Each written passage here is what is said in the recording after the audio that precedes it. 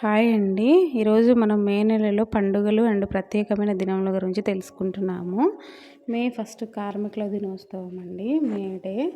అలాగే మే 2 ఆదిశంకరాచార్య జయంతి, మే 4 మృకుండ మహర్షి జయంతి, అలాగే మే 5 వచ్చేసి మే 4 డోలు కర్తరి అయితే ప్రారంభమైతే అవుతుందండి. మే 5 బకుళాముఖి జయంతి, అలాగే అపరాజితాదేవి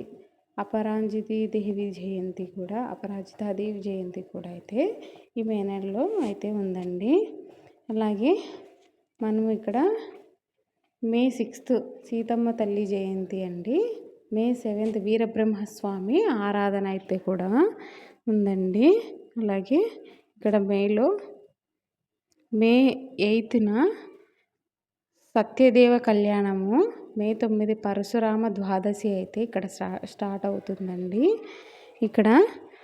అలాగే మే నెలలో 10వ తారీఖు వచ్చేసి శని త్రయోదశి అండి. రోహిణి కార్తె కూడా ప్రారంభమైతే అవుతుందండి. మే 11 వాస్తు నిజకర్తరి అయితే సమాప్తమైతే అయిపోతుందండి. మే 12 గౌతమి బుద్ధ జయంతి, అలాగే ఆ రోజు వాష పౌర్ణమి అయితే ఉందండి.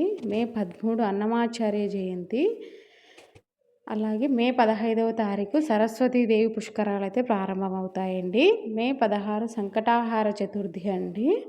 అలాగే మే 21 రాజీవ్ గాంధీ వర్ధంతి అండి. మే 22 హనుమాన్ జయంతి అండి. మే 25 మాస శివరాత్రి అండి. అంటే నెలకు ఒకసారి అయితే మాస శివరాత్రి వస్తుంది కదండి, అదైతే 25వ తారీఖు. అలాగే 26వ తారీఖు సరస్వతి నది పుష్కరాలు అయితే సమాప్తవుతాయి. మే 27 నెహ్రూ మే 29వ తారీఖు అయితే బౌద్ధ కల్కి జయంతి, మే 30 మహతి చతుర్థి అండి.